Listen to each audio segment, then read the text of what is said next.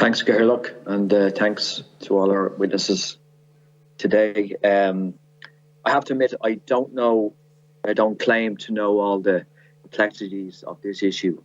And from my kind of gatherings and kind of my observations, there is obviously a situation where you have a unit in Middleton that's, that residents have been there for decades in some cases, and it's largely a very kind of successful place where people can live and live their lives and so forth. And there's obviously a lot of emotion attached to that, whether if you're a resident there or a relative of a resident. And what my understanding from the last probably a number of months when I got to know this issue, and obviously it's gone on much further, is that the HSE intend to close the facility and not have an alternative as such. So the residents will be kind of, I suppose, divided and allocated with other locations. And that's an extremely traumatic situation for the residents and the relatives of those that are there. So the main question that I will ask is the closure of Oireachtas final? Is that the final decision? And can this be reviewed again in relation to an alternative for the residents to possibly being given an alternative facility in relative proximity to Oireachtas? And is this decision final? Essentially, that's my question, and I'll ask a second question after that. Thanks. So I understand, if that's okay. So yes, the decision is final, and we didn't take that decision lightly, as I said in my opening statement, for the various reasons concerned. Certainly, the condition of the building was the main concern that we have there.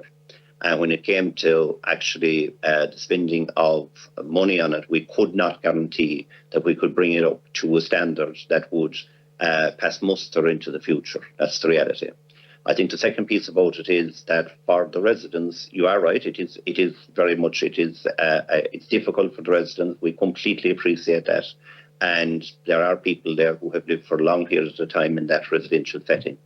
As my colleague Dr. O'Brien was saying, we're doing that. We're working with each of those residents very carefully, and with their families as well.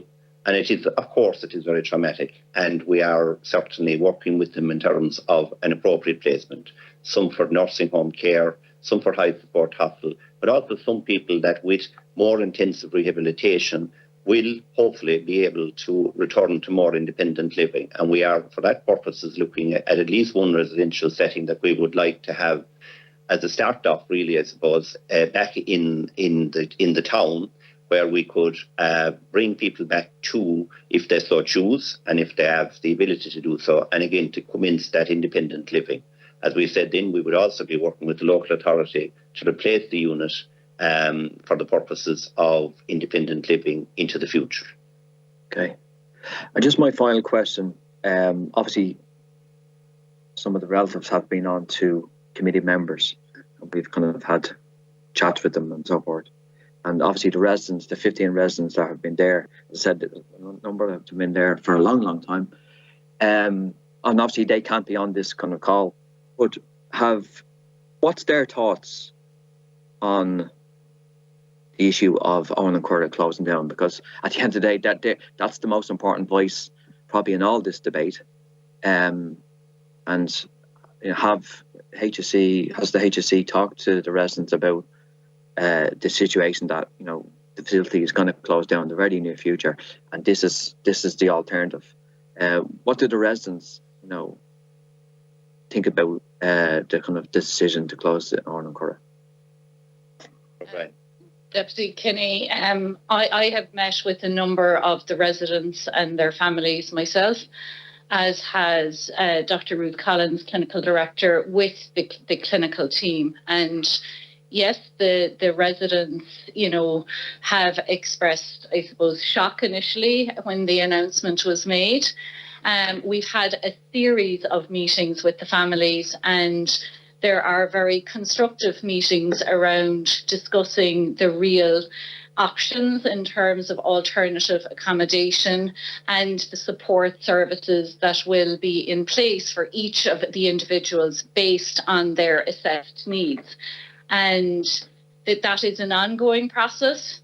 So I accept that, you know, the announcement was not an expected announcement, and the families and the residents have been working very constructively with the team in terms of finding the best solution to meet the assessed needs of each individual. Okay, thank you.